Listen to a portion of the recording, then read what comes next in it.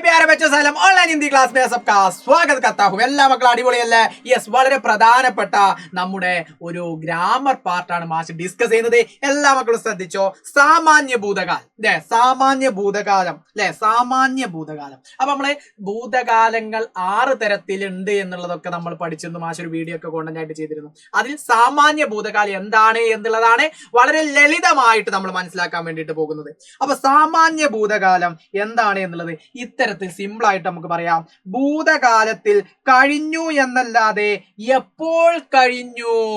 എന്ന് നമുക്ക് എന്ത് ചെയ്യാൻ കഴിയൂല വ്യക്തമാകൂല അതായത് നമുക്ക് മനസ്സിലാക്കാൻ കഴിയില്ല ഒരു സംഭവം കഴിഞ്ഞു ഭൂതകാലത്തിൽ കഴിഞ്ഞു പക്ഷെ കഴിഞ്ഞു എന്നല്ലാതെ എപ്പോ കഴിയും എന്ന് ഉറപ്പിച്ച് പറയാൻ കഴിയില്ല എന്നതാണ് സാമാന്യ ഭൂതകാലം എന്ന് പറയുന്നത് എങ്ങനെ അതായത് ഭൂതകാലത്തിൽ കഴിഞ്ഞു എന്നല്ലാതെ എപ്പോൾ കഴിഞ്ഞു എന്ന് വ്യക്തമാവാത്ത കാലത്തെയാണ് സാമാന്യ ഭൂതകാലം എന്ന് നമ്മൾ എന്ത് ചെയ്യുന്നത് പറയുന്നത് അപ്പൊ ഭൂതകാലം എന്താണ് എന്നുള്ളത് നമുക്ക് മനസ്സിലായി സാമാന്യ ഭൂതകാൽ എന്താണ് എന്നുള്ളത് സിമ്പിൾ ആയിട്ട് നമ്മൾ മനസ്സിലാക്കി കഴിഞ്ഞു അല്ലെ അപ്പൊ അതോടൊപ്പം നമുക്ക് ചേർത്ത് പറയാം സ്വരവർണ്ണങ്ങളിൽ ഉച്ചാരണം അവസാനിക്കുന്ന ക്രിയാധാതുവിനോട് കൂടി അല്ലെ ക്രിയാധാതുവിനോട് കൂടി നമ്മൾ ദാ ല്ലേ ദാണോ യാ എന്നും വ്യഞ്ജനാവർണ്ണങ്ങളിൽ ഉച്ചാരണം അവസാനിക്കുന്ന ക്രിയാധാതുവിനോട് കൂടി ഏതും കൂടി കൂടണം ആ എന്നുള്ളതും ചേരുമ്പോൾ എന്നും ചേർത്ത് കൊടുത്തു കഴിഞ്ഞാൽ സാമാന്യ ഭൂതകാല വാക്യ രൂപങ്ങൾ നമുക്ക് എന്ത് ചെയ്യും ലഭിക്കും എന്നുള്ളതാണ് അപ്പൊ യാ ഓർ ആ എന്നുള്ളതിന്റെ മക്കൾ എന്ത് ചെയ്യാ ഒന്ന് ഓർത്ത് വെക്കുക സിമ്പിൾ ആയിട്ട് അല്ലെ അപ്പൊ ഇത്തരത്തിൽ നമ്മൾ പറഞ്ഞാലും നിങ്ങൾക്കൊരു കൺഫ്യൂഷൻ ഉണ്ടാവും ഇത് എങ്ങനെയാണ് ഇതിനൊരു എക്സാമ്പിൾ ഒരു എക്സാമ്പിൾ പറഞ്ഞു തരുമോ സാർ എന്നുള്ളത് അപ്പൊ ഇത് നോക്കൂ ഉദാഹരണമായിട്ട് നമുക്ക് ഇത്തരത്തിൽ മനസ്സിലാക്കാം ആന എന്നുള്ളത് ആ പ്ലസ് യ അതോടുകൂടി നമ്മൾ ആയ എന്ന് പറയുന്നു അല്ലെ അപ്പൊ ഇവിടെ ഖാന എന്ന് കൊടുത്തിട്ടുണ്ട് ഖ പ്ലസ് യ അപ്പൊ ഖായ പഠന പട് പ്ലസ് ആ പഠ ദേഖ്ന ദേഖ് പ്ലസ് ആ ദേഖ ആന ഖാന പഠന ദേഖ്ന അല്ലെ ആയ വന്നു ഖായ തിന്നു പട പഠിച്ചു ദേഖ കണ്ടു അല്ലെ നമ്മൾക്ക് ഇങ്ങനെ പറയാറുണ്ട് അല്ലെ അപ്പൊ ആയ എന്ന് പറഞ്ഞാൽ എന്താ വന്നു ഖായ തിന്നു പഠ പഠിച്ചു ദേഖ കണ്ടു എന്നൊക്കെ നമ്മൾ പറയാം അല്ലെ അപ്പൊ അത് ഇവിടെ ആന ഖാന പഠന ദേഖ്ന അത് നിങ്ങൾ നോക്കിയോ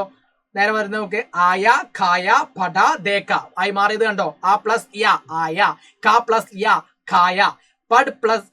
ആ പഠ ദേഖ് പ്ലസ് ആ ദേഖ അല്ലെ അപ്പൊ ഇതിൽ സിമ്പിൾ ആയിട്ട് നിങ്ങൾ എങ്ങനെ വെച്ചോ വഹ് ആയ സിമ്പിൾ ആയിട്ട് എന്റെ മക്കളെ ഇത്തരത്തിൽ മനസ്സിലാക്കി വെച്ചോ വഹ് ആയ അവൻ വന്നു അകർമ്മക വാക്യ അവൻ വന്നു വഹ് ആയ അവൻ വന്നു എന്താണ് അകർമ്മക വാക്യാണത് ഇനി നോക്കിക്കോ ഉസ്നേക്കായ അവൻ തിന്നു അല്ലെ ഉസ്നേക്കായ അവൻ തിന്നു ഇത് സകർമ്മക വാക്യ റെഡി അപ്പൊ വഹ് ആയ അവൻ വന്നു അതേപോലെ ഉസ്നെ ഖായ അവൻ തിന്നു സകർമ്മകം അകർമ്മകം അല്ലേ ഇത്തരത്തിൽ അപ്പൊ ഈ സംഭവങ്ങൾ എന്റെ മക്കളുടെ മനസ്സിൽ വേണം സാമാന്യ ഭൂതകാലം എന്താണെന്നും ഇതും യാ പ്ലസ് ആ എന്നുള്ളതും എന്റെ മക്കളുടെ മനസ്സിലേക്ക് നിങ്ങൾ സിമ്പിൾ ആയിട്ട് ചേർത്ത് കൊടുത്തു കഴിഞ്ഞാൽ സാമാന്യ ഭൂതകാല വാക്യരൂപം ലഭിക്കും എന്ന് പറഞ്ഞു അത് നമ്മൾ ഇത്തരത്തിലൂടെ നമ്മൾ നമ്മുടെ മനസ്സിലേക്ക് കൊണ്ടുവന്ന് ഐഡന്റിഫൈ ചെയ്ത് നമ്മൾ സിമ്പിൾ ആക്കി മനസ്സിലാക്കി ക്ലിയർ അല്ലേ അപ്പൊ സാമാന്യ ഭൂതകാലം 6 തരത്തിലുണ്ട് എന്ന് പറഞ്ഞ മാഷ് ഒരു വീഡിയോ മുമ്പ് നമ്മൾ ചെയ്തിട്ടുണ്ട് അത് നിങ്ങൾക്ക് മനസ്സിലായി സാമാന്യ ഭൂതകാലം എത്ര തരത്തിലുണ്ട് എന്നുള്ളത് അത് 6 തരത്തിലാണ് എന്ന് പറഞ്ഞു അതിൽ ഒന്നാമത്തേതാണ് സാമാന്യ ഭൂതകാലം എന്ന് പറയുന്നത്